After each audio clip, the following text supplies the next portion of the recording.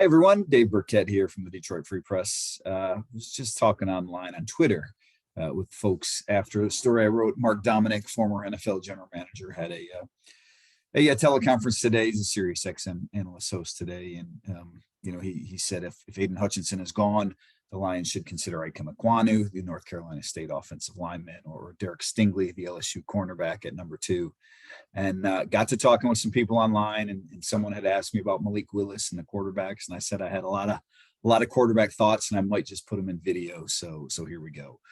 First, I don't think Stingley or Ekwonu is the pick for the Lions. We'll see. I think both are really good players, and Ekwonu and Evan Neal, for that matter, the offensive tackles. I think if you polled most NFL talent evaluators, those guys would certainly be among the top 5 prospects. So don't want to rule them out, but I'm still aboard the best defensive player for the Lions at number 2 spot. Whoever that is, we'll see whether it's, I know I've given Jermaine Johnson in the past, Kayvon Thibodeau, Trayvon Walker. Maybe it is a cornerback like a Stingley or a Sauce Gardner or Kyle Hamilton, the safety. But I think that's probably the best use of that number 2 pick for the Lions, to take an impact defensive player who plays and starts right away as a rookie. The wild card, I guess, is the quarterback spot. And look, I've come around a lot on the the Lions using the number 2 pick on Malik Willis or a quarterback. That's been in the news a little bit this week, just because of the visits. Both Willis and Kenny Pickett have come to Detroit. Obviously, the Lions have spent a lot of time with Willis at the Senior Bowl, and Sam Howell as well. Dan Campbell said he was impressed by both of those guys out there. So, I get why people are curious about it, and as I said, I've certainly come around on the Lions using that pick on a quarterback, even though this draft is most evaluators would tell you pretty light on the quarterback position. But I don't think it's going to happen. And Dan Campbell's comments the other week, I think, gave us an indication of why. He said he wanted an impact starter at 2, and that was before we started talking about the quarterback position. And you go back to what Rod Wood and Brad Holmes had said before about being behind Jared Goff. There's a lot of reasons to think the Lions will pass on the quarterback at 2. But if they decide they want to go quarterback, look, I think there's my belief, winning in the NFL, it takes really, one of 2 things. You got to have an elite quarterback, and the Lions don't have that right now. Or you got to have a young quarterback on a rookie contract, so you can spend all that extra cap space building up the other parts of your team. And the Lions don't have that either right now. And obviously at number 2, if they were to take a quarterback, they would get that. Even at 32, there might be some benefit there. Look, the Willis thing, I think Willis is a very intriguing talent. Obviously, he's got a great arm. He's a super athlete, checks all the boxes from a leadership standpoint. So, in a draft without a sure thing up top, a surefire, Pro Bowler, Hall of Fame type player, lock number 1 pick that everyone's been looking at for a couple of years, Trevor Lawrence type like last year, even on the defensive side of the ball or offensive side of the ball. I'd be okay with the Lions rolling the dice on a quarterback if they had conviction. Like if they truly thought, they went into this process, they've spent so much time with Malik Willis, that they came away thinking that his most probable outcome is becoming a Pro Bowl quarterback. I'd have no problem with them taking him at 2. Now, again, I think he's far enough away from his ceiling, and there are some, questionable things on tape, I guess, when it comes to the decision-making and that I don't know that anyone could honestly say that that's his most likely outcome. I think he's a fantastic prospect, though.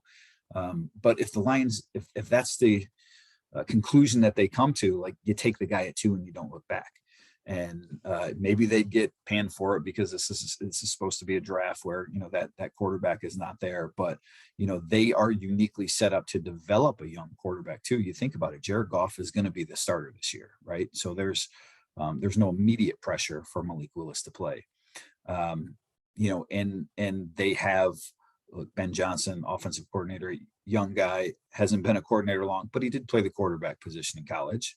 Mark Brunell, their quarterbacks coach, longtime NFL quarterback, of course. Even Antoine Randall, their receivers coach, is a former quarterback. So I think that's the type of environment that, the Lions and frankly, many teams would like to develop a young guy on, or would like to take a quarterback that needs that developmental time and put him into there where there's no pressure to play right away, where you can learn under of that. And then at some point you're ready to, step in. And ultimately that would be the 2020 season. Though, if we're being honest about things, the first time the Lions lose 4 straight games, next season, everyone's going to be calling for Malik Willis to play if they were to draft him, and that includes me. I mean, as patient as I think, most people are with this rebuild, the reality is that when you take a player that high at the quarterback position, you're eventually going to want to see him on the field. So there would be some, I don't know if it's pressure, I don't know if that's the right word, but there would be, some push to have him play at some point during the 2022 season, unless the Lions are, winning 10 games and competing for a playoff spot. So, that's part of it, is that if you have a super skilled player in a draft where there's no other sure things at whatever position, that maybe it's okay. If you're taking a gamble anyways, maybe it's okay to take that gamble on 2, on a quarterback at 2. And again, from my perspective, I don't think that's what they're going to do. And I think there's more reasons than just what I had laid out too. I mean, you think about it, right? Brad Holmes is, they're going about this rebuild in the methodical way. They should take a step forward this year, and then ultimately 2023 they should take another step forward. If you take a young quarterback like a Malik Willis who doesn't play much in 2022, well, then 2023 is probably a step back year, right? I mean, you can't expect that team then to win 10 games in the first year that he's starting. And I don't know that this, this franchise is willing to go through that, even if that's building the right way. I mean, eventually you got to start producing on the field. So that's part of the, the negatives to taking a quarterback too. But beyond, taking one at 2, I've come around on one at 32, just because, I do think that eventually you have to have, like I said, either that really elite guy or that guy on a cheap contract. Because you look at all the teams recently that have reached the Super Bowl with that. I mean, the Bengals this year, obviously, they had a great quarterback in Joe Burrow, but on a young or a rookie contract. I mean, the Chiefs did it under Mahomes. The Eagles did it with Carson Wentz, even when Wentz wasn't playing. The Seahawks and Russell Wilson. You can go all the way back to, the Ravens and Joe Flacco, and I believe, the Panthers, when Cam Newton was playing, he had signed his new deal, but it hadn't fully kicked in yet. So there's a long history recently of teams having success when they have that young QB. And so even though, I don't know that the Lions would be, or that a quarterback at 32 would be expected to be an elite type quarterback, well, that guy's going to cost a whole lot less than Jared Goff or whoever your QB is going forward. And that allows you the room to build out the rest of your roster. So let's talk about why the Lions have done all this work on quarterbacks of late. Okay. I mentioned Willis coming in, Kenny Pickett coming in. Obviously they've spent time with these guys at the Senior Bowl or the Pro Days or the Combine. I think there's a couple things at play here, right? One is you want to make sure that you're, these guys at 2, right? The Lions have been very, everything they've done with all of the draft prospects, they've said this, where they want things to be on a level playing field, right? They don't want to just go bring in one guy and not the other, and then fall in love with the whatever player it is that they bring in, and sort of have that be part of his evaluation and not give the other guy the same opportunity. So if you look at who they brought in Hutchinson and Gardner, Thibodeau and Jermaine Johnson and Trayvon Walker and Hamilton and the quarterbacks. I mean, they brought in most of the top 10 guys, right? So it's sort of an even playing field for those guys, right? They look at everyone who could be in the mix for that pick.